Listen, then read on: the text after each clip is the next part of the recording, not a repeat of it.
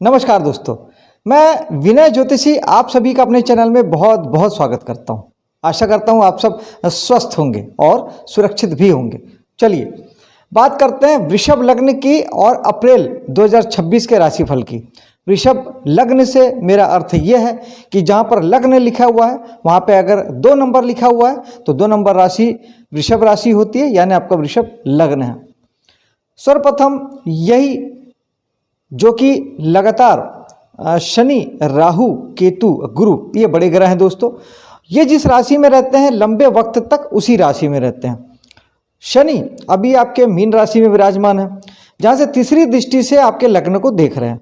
यानी ये है शनि जहाँ भी होते हैं, जिस भाव के स्वामी होते हैं, और शनि जहाँ भी देखते हैं, यानी शनि जहाँ से भी जुड़ गए वहाँ के लिए आपको जिम्मेदार बनना है या वहाँ की जिम्मेदारी लेनी है, उससे पूरा करना है, उससे बचना नहीं है। लग्न पर दृष्टि का अर्थ यह है कि आपको स्वयं के प्रति जिम्मेदार बनना है, खुद पे काम करना है, अपने हेल्थ पे काम करना है, जिम जाना है, अच्छे से खाना पीना है, व्यक्तित्व को निखारना है, अपने व्यक्तित्व पे काम करना है, अपने आप को ब्रांड बनाना है। आप जिस लेवल पे जहाँ पर जो भी काम करते हैं खुद की पहचान बनानी है, खुद पे फोकस होना है और थोड़ा वक्त खुद पे देना है। आमतौर पे हम ये करते हैं कि हम बहुत अच्छा समझते हैं कि हम समाज को ध्यान दे रहे हैं, परिवार को ध्यान दे रहे हैं, काम धाम को ध्यान दे रहे हैं और हम खुद पर ध्यान नहीं देते हैं। ये गलती इस समय में नहीं करना है, वरना फिर शनि क्या करते हैं, शनि जहाँ की जिम्मेदारी आपको सौंप रहे हैं, आप जब उससे फुलफिल नहीं करते, आप अपनी जिम्मेदारी नहीं उठाते, तब शनि उन्हीं बातों से उसी डोमेन में आपको दुख देते हैं, क्योंकि शनि नैसर्गिक कारक दुख के हैं। तो जब लग्न में आप स्वयं के प्रति जवाबदार नहीं होंगे, खुद को जिम से, व्यायाम से, अनुशासन से नहीं जोड़ेंगे, खुद को हेल्थ से नहीं जोड़ेंगे, खुद के प्रति फोकस्ड नहीं होंगे, तो शनि फिर आपको आपसे ही दुखी करेंगे, यानी आप ही अपने दुख के कारण होंगे और आपकी वजह से ही आपको दुख होगा। तो बेहतर है कि आप खुद पे काम करें।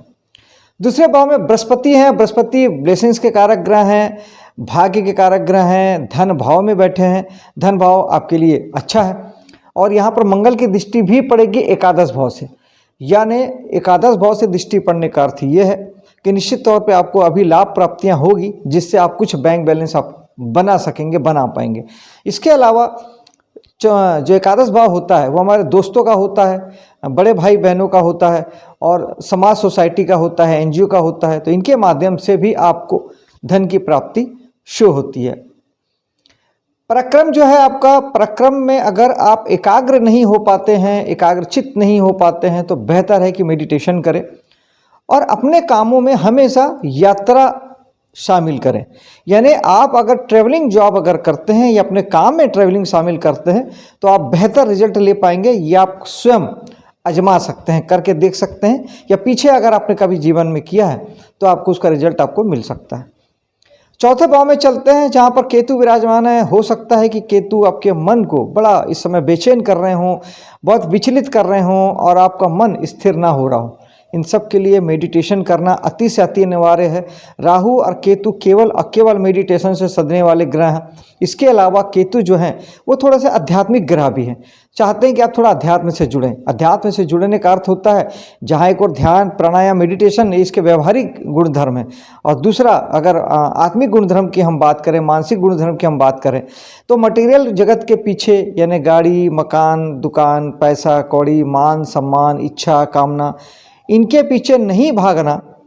जहाँ है जैसे हैं उस पल को एंजॉय करना, वहीं पे रहना, वर्तमान में रहना, एक साधु की बाती रहना, जो है उसमें खुश रहना, ये इसका आत्मिक और मानसिक पक्ष हो गया। ये भी अध्यात्म में आता है और यही अध्यात्म में आता है। बाकी चीज़ें तो ठीक है। तो ये केतु जिस भाव में बैठते हैं वहाँ के लिए आप केतु बन जाइए। दोस्तों, हमें ग्रहों को दोस्त बना लेना चाहिए, तब हमारे ग्रह अच्छा काम करते हैं। तो ग्रह तो हमारे दोस्त बनने से रहे, हमको ही उनका दोस्त बनना पड़ेगा। ग्रह तो बहुत बड़े हैं, वो तो हमारी सुनने से रहे, हमको उनके शरण में जाना पड़ेगा, हमको उनके जैसा बनना पड़ेगा। चौथे भाव के लिए केतु बन जाइए, साधु बन जाइए, साधु जैसे बन जाइए, आपका चौथा भाव ठीक हो जाएगा। आपको मानसिक सुख मिलेगा, घरेलू लग्जरी प्राप्त होगी, मन शांत रहेगा और घर के संबंध में जितने भी सुख वैभव सब कुछ आपको प्राप्त होंगे। चौथे भाव में ही बुध की दृष्टि भी पड़ेगी 10वें भाव से 10 तारीख तक। उसके बाद बुध राशि चेंज करके एकादश भाव में चले जाएंगे।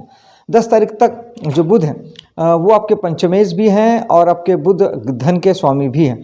तो इस समय में निश्चित तौर पे आप घर के कुछ काम या गाड़ी घोड़े से संबंधित कुछ काम जो अभी कुछ रुका हुआ था वो आपके लिए धन की उपलब्धता बुध करवाएंगे। संतान के माध्यम से भी ये उपलब्धता हो सकती है और आपके काम कुछ बन जाएंगे। पंचम भाव में चलते हैं। पंचम भाव में भी 4 ग्रहों की दृष्टि है, सूर्य की, बुध की, शनि की, मंगल की। ये सारे, और पंचम भाव आपका दिमाग भी है, स्वयं में आपका दिमाग है पंचम भाव। तो जो लोग एजुकेशन से जुड़े हैं, जो कला जगत से जुड़े हैं, जो हीलिंग के क्षेत्र से जुड़े हैं, जो संतान को लेके जो लोग विचार करते हैं, संतान के प्रति उनकी अवेयरनेस है, जो लोग प्रेम प्रसंग में हैं, जिनका प्रेम प्रसंग चल रहा है, उन सब के लिए मंगल एक और आपको साहस देंगे। सूर्य आपको आपके कार्य क्षेत्र में नेम फेम देने का काम करेंगे। बुध आपकी वाणी को प्रभावशाली बनाएंगे और आप कला जगत में जैसे गाना गाते हैं या फिल्मों से जुड़े हैं, मीडिया से जुड़े हैं, तो निश्चित तौर पे आप वहाँ बेहतर परफॉर्म कर पाएंगे। और बुध यहाँ के राशि स्वामी भी हैं, तो इसलिए अपने भाव को वो और बलवान करेंगे। निश्चित तौर पे इस समय में आपका ज्ञान, आपकी बुद्धि, आपका विद्या का जो कौशल है वो आपके लिए बहुत काम करेगा और इस समय बहुत अच्छे निर्णय आप ले पाएंगे। ये समय है जब आप बहुत अच्छे से चीज़ों को समझ पाएंगे, बुद्धि विवेक का प्रयोग कर पाएंगे। एजुकेशन वाले जो हैं, बच्चे हैं या बड़े हैं जो पढ़ रहे हैं, वो बहुत अच्छा कर पाएंगे। और शनि की दृष्टि अगेन वही कि शनि जहाँ से जुड़ते हैं चाहते हैं कि आप इन सारी बातों की जिम्मेदारी लें और उसे पूरा करें। जब आप इनसे बचेंगे तब आपको तकलीफ होगी, अदरवाइज शनि आपके लिए भाग्य का निर्माण करेंगे, क्योंकि कर्म से ही भाग्य बनता है और शनि हमारे कर्म हैं और न्यायकर्ता भी हैं, इसीलिए वो हमारे कर्मों का जो है फल वो शनि भगवान ही देते हैं। अच्छे कामों का हमें भाग्य बना देते हैं और बुरे कामों का हमें दुर्भाग्य का सामना करना पड़ता है। और आगे चलते हैं छठे भाव की ओर। छठवां भाव हमारा जहां एक और सर्विस सेक्टर का है, नौकरी करने का है या सेवा के एवज में पैसा कमाने का है, वहीं पर यह भाव ऋण, रोग और शत्रु का भी है।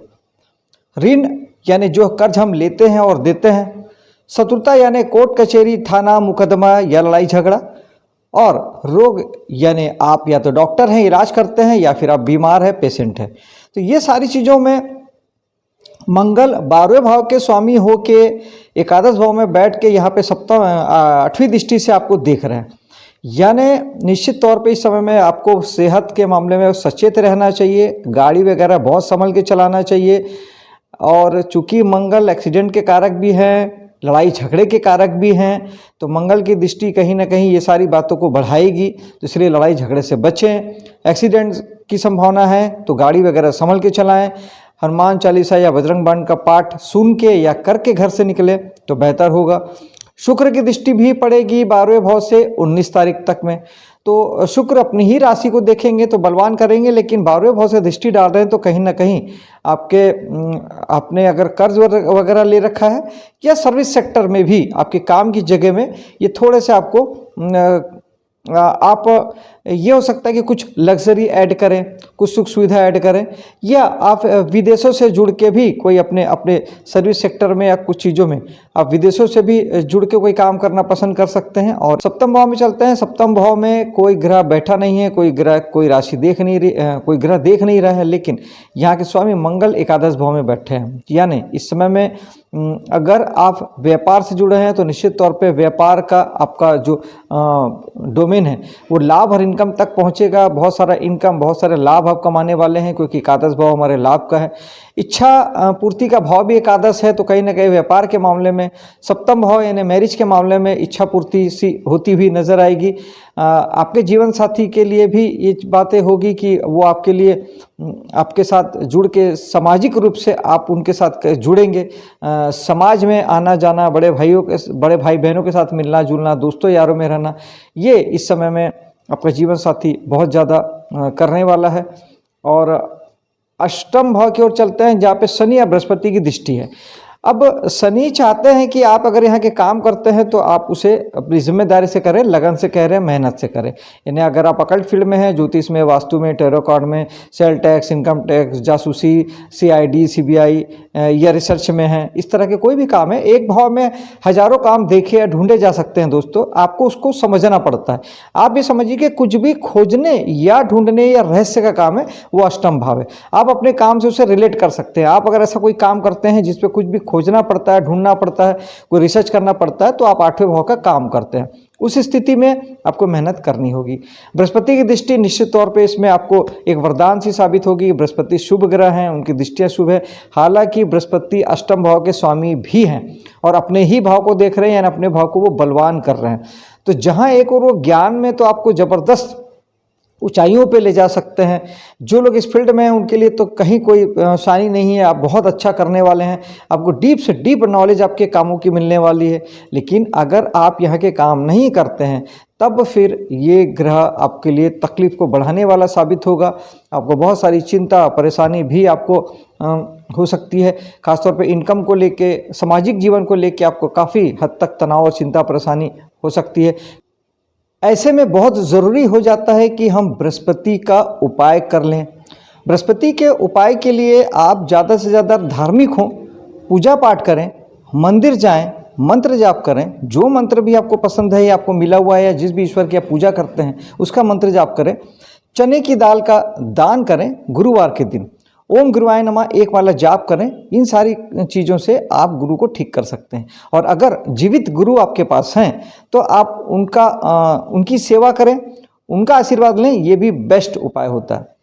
भाग्य में चलते हैं। भाग्य में कोई ग्रह नहीं है, किसी ग्रह की दृष्टि नहीं है। यहाँ के स्वामी शनि जरूर आपके एकादश भाव में बैठे हैं, यानी आपको जो भाग्य है वो निश्चित तौर पे साथ देगा अकॉर्डिंग टू आपको इनकम के मामले में और समाज सोसाइटी के कामों के मामले में।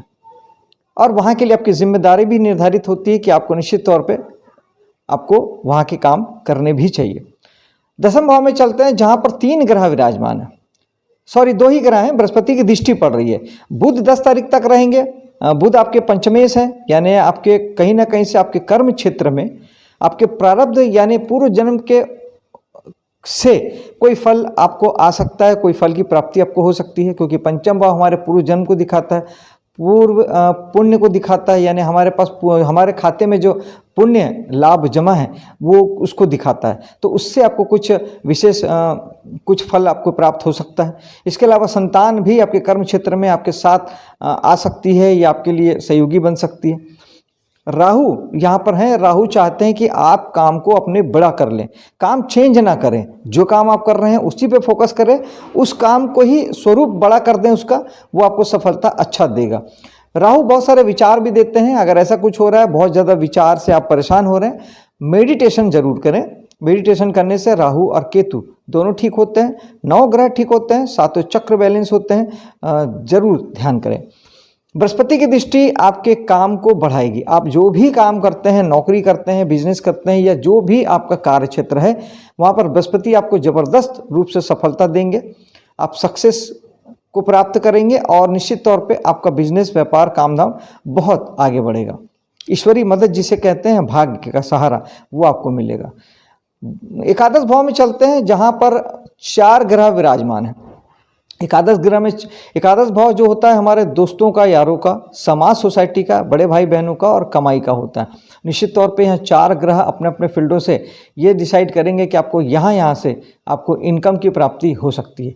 जैसे सूर्य ये बताते हैं कि आपको निश्चित तौर पर प्रॉपर्टी के मामले से, प्रॉपर्टी से, गाड़ी से या घर के किसी खरीदी बिक्री के काम से आपको इनकम की प्राप्ति आपको हो सकती है।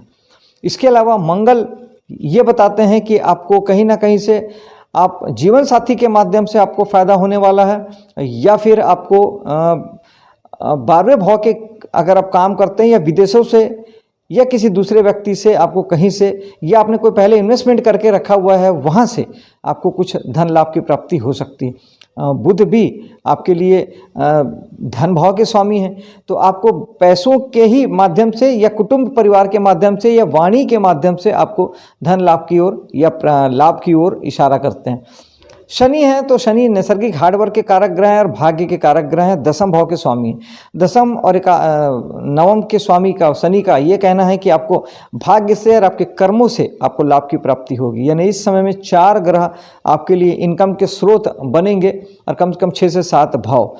और यहाँ पर ये सारे ग्रह ये भी देते हैं आपके कि आपको सामाजिक जीवन में, दोस्ती यारी में भी आप बहुत एक्टिव रहेंगे। मंगल साहस ऊर्जा देंगे, सूर्य नेम फेम देंगे, बुध आपको वाणी से नवाजेंगे और शनि आपको जुड़ने के लिए आपको इच्छा शक्ति देंगे, अनुशासन देंगे। शनि चाहते हैं कि आप समाज से जुड़ें, सामाजिक कामों से जुड़ें, दोस्तों यारों से जुड़ें, बड़े भाई बहनों से जुड़ें और कुछ ना कुछ आप जरूर इनके लिए करें। 12वें भाव में चलते हैं जहाँ पर शुक्र विराजमान है 19 तारीख तक। वैसे शुक्र लग्जरी के कारक ग्रह हैं और 12वें भाव में अगर कोई ग्रह शुभ होता है तो वो केवल शुक्र शुभ होते हैं और सेकंड बृहस्पति। शुक्र इसलिए शुभ होते हैं कि 12वां भाव हमारे खर्च को शो करता है। शुक्र का यहाँ होने का अर्थ होता है कि लग्जरी, सुख, साधन, वैभव। तो आपके जो पैसे को खर्च होगा वो वैभव के पीछे खर्च होगा, सुख साधन के पीछे खर्च होगा, लग्जरी के पीछे खर्च होगा। अपने आपको ज़्यादा से ज़्यादा जूते, चप्पल, कपड़े, लत्ते, सारे सुख साधन की ओर पैसे को खर्च होगा। इसीलिए यहाँ पर शुक्र को शुभ माना गया है। तो ये था दोस्तों वृषभ लग्न का राशिफल अप्रैल महीने के लिए। मिलता हूँ आपसे अगले वीडियो में, तब तक के लिए जय हिंद, जय माता दी।